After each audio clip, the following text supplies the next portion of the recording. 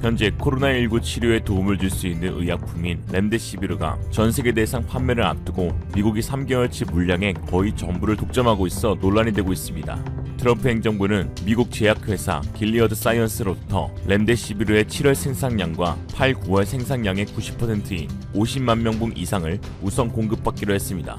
렘데시비르는 미 식품의약국 FDA에서 긴급 사용을 승인받은 유일한 코로나19 치료제로 길리어드가 특허를 갖고 있습니다. 한국의 질병관리본부는 발빠른 조치로 인해 렘데시비르 수입자인 길리어드 사이언스 코리아와 국내도의 협의를 거쳐 의약품 무상 공급 계약을 체결하고 1일부터 국내 공급이 가능하도록 하였습니다. 렘데시비르 우선 투약 대상은 폐렴이 있으면서 산소 치료가 필요한 중증 환자로 중증 환자를 치료하는 병원에서 의약품 공급을 요청하면 국립중앙의료원은 신종감염병 중앙임상위원회의 자문을 거쳐 투약 대상자를 결정합니다. 미국은 민간건강보험에 가입한 일반적인 코로나19 환자를 치료하는 데 사용되는 렘데시비르의 가격이 총 3,120달러, 약 375만 원이 될 예정이지만 한국은 수입자인 길리어드 사이언스 코리아와 국내도의 협의를 통하여 의약품 무상 공급 계약을 체결하여 무료로 지급할 예정입니다. 한편 일본은 렘데시비르의 물량 확보에 어려움을 겪고 있을 뿐만 아니라 하루 확진자 수가 급증하여 200명에 가까운 수치를 보여 다시 긴급사태를 발동해야 하는 것이 아니냐는 우려가 나오고 있는 가운데 일본 아베가 일본의 자랑이라 여겼던 코로나 치료제 아비간이 극심한 부작용으로 인해 임상실험마저도 연기되고 있다고 하여 화제입니다. 그럼 한번 살펴보겠습니다.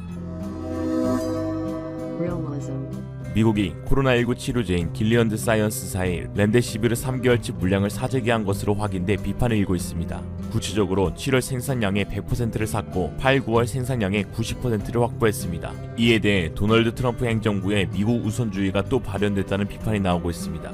코로나19 치료제와 백신 물량 확보 등을 위해 미국에서 만든 의약품이 외국으로 수출되는 것을 막는 내용의 국방물자생산법도 발동했습니다. 특히 길리어드 사이언스는 미국의 석 달치 물량을 독점 공급하는 조건으로 가격 측정권을 얻었습니다. 렘데시비르 가격은 한 개당 520달러, 62만 5천 원으로 책정되었습니다. 렘데시비르 생산 원가는 한 개당 0.93달러, 1,100원에 불과한 데다 애초 에볼라 치료제 용도로 미국 정부의 지원을 받아 개발된 약이라 폭리 논란이 일었었습니다. 저스틴 트루도 캐나다 총리는 이날 트럼프 행정부가 렘데시비르에 대한 가격 협상에 나서지 않으면서 다른 국가에까지 부정적인 결과가 나올 수 있다고 비판했습니다. 한번 비싸게 책정된 약값은 경로 오준성이 있어서 좀처럼 떨어지지 않는다는 것입니다. 길리어드는 10월까지 50만 회 이상, 12월까지 200만 회 이상의 치료에 쓸 수 있도록 렘데시비르를 생산할 계획이라고 밝혔지만 이 약이 전 세계로 배포될지는 불분명하다고 CNN은 지적했습니다. 또 렘데시비르의 효능 입증을 위해 다른 나라 환자들도 위험을 무릅쓰고 임상시험에 참여했다며 그 연구의 혜택을 가져가는 것은 왜 미국뿐이어야 하느냐고 지적하였습니다. 렘데시비르는 세계 곳곳의 병원에서 실시한 임상실험에서 코로나19 증상의 지속기간을 15일에서 11일로 단축했습니다. 미국 국립 알레르기 전염병 연구소 앤서니 파우치 소장은 렘데시비르가 코로나19 완치에 걸리는 시간을 단축하는 데 유의미하고 긍정적이며 분명한 효과가 있었음을 보여줬다고 말했습니다. 렘데시비르가 완치 시간은 단축하지만 제임스 갤러거 BCC 건강과학 전문 기자는 누구에게 도움이 되는지는 더 연구가 필요하다고 지적했습니다. 코로나19 확진자 아무나 렘데시비르를 투약받을 수 있는 것은 아니며 투약 대상은 폐렴 소견이 있으면서 산소 치료를 해야 하는 중증 환자로 제한됩니다. 미국의 이러한 어처구니 없는 독점에 대해 영국 옥스퍼스대에서 코로나19 연구를 이끄는 피터 호비 박사는 BBC와의 인터뷰에서 세계 각국이 의약품의 공정한 가격과 접근을 보장하기 위해 더욱 강력한 틀을 만들어야 한다고 강조했습니다. 토마츠 샌데로비스 덴마크 식약청장은 미국이 3개월 생산량을 사실상 독점한 데에 대해 이상하고 부적절한 상황이라고 지적하였습니다. 세계보건기구는 렘데시비르 생산 제약사인 길리어드 사이언스와 미국의 합의 내용을 자체적으로 조사하겠다고 밝혔습니다. 마이클 라이언 WHO 긴급준비대응 사무차장은 전 세계 중증 환자들이 상당히 많다. 우리는 모든 사람들의 생명을 살릴 수 있도록 개입하고 그들의 요구를 충족할 수 있기를 바란다고 말했습니다. 그러면서 WHO는 코로나19 치료를 위해 모두 공평하게 렘데시비르에 접근할 수 있도록 헌신하겠다고 약속했습니다. 한국의 질병관리본부 정은경 본부장은 현재 길리어드 사이언스와의 체결로 인해 무상으로 공급받고 있고 이후 가격 협상을 통해 구매 절차에 들어갈 예정이라고 말했습니다. 한국은 코로나19가 1급 감염병으로 지정돼 국가에서 치료비를 부담하고 있어 보험 적용이 되어 국민 자부담 비용 금액이 미국과 같이 크지 않을 것으로 보입니다. 한편 일본은 렘데시비르 물량 확보에 어려움을 겪고 있는 와중에 하루 확진자가 194명에 이르러 발등에 불이 떨어진 상태입니다. 일본의 코로나19 중증 환자는 250명으로 한국에 비해 그 수가 현저히 많습니다.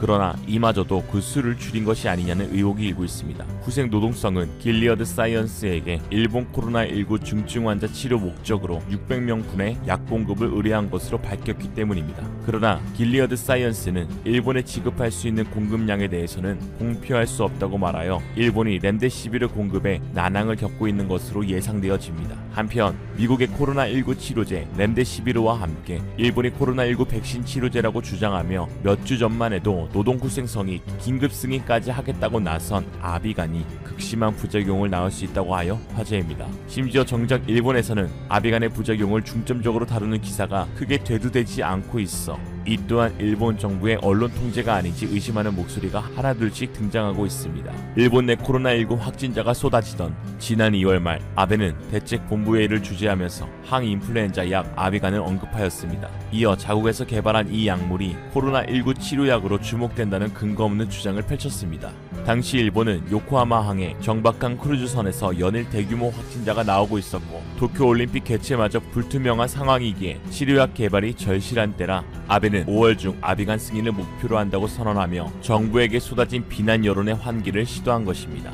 하지만 아비간이 코로나19 치료에 명확한 효과를 보인다는 근거가 없는 데다 그 부작용으로 기형아를 낳을 수도 있다는 전문가들의 파단이 잇따라 제기되면서 논란이 크게 불거졌습니다. 여기에 아베 총리가 한 기자회견에서 아비간이 탈리도마이드와 같은 부작용을 갖고 있다고 말한 사실이 알려지면서 기대는 분노로 돌변하였는데요. 탈리도마이드는 1950년에서 60년대 기형아 출산 부작용을 일으키면서 판매 금지된 약물입니다. 아베 총리는 아비간의 치명적 부작용을 알고도 일본의 코로나19 대응에 대한 질타 여론을 바꾸기 위해 이를 묵인한 셈인 것이죠. 아베 총리의 아비간 밀어주기는 코로나19 치료제를 구실로 한 정치적 행동이라는 비판까지 나왔습니다. 일각에서는 아비간을 개발한 도야마 화약의 모기업 후지필름 회장이 아베 총리와 가까운 사이라는 의혹도 제기되었습니다. 아비간의 미국 FDA 사용 승인을 받기 위해 일본 정부가 트럼프 행정부에 로비했다는 소문도 등장하였습니다. 그렇게 시간을 끌면서 뭐 하나라도 효능이 발휘되는 것이 있겠지 하였지만 결국 아비간은 임상 실험에서 특별한 성과를 내지 못했고 5월 내 승인 역시 무산되었습니다. 일본 국민이 품었던 치료제 개발의 희망은 아베 총리를 둘러싼 온갖 의혹에 얼룩진 채 끝나버린 것입니다.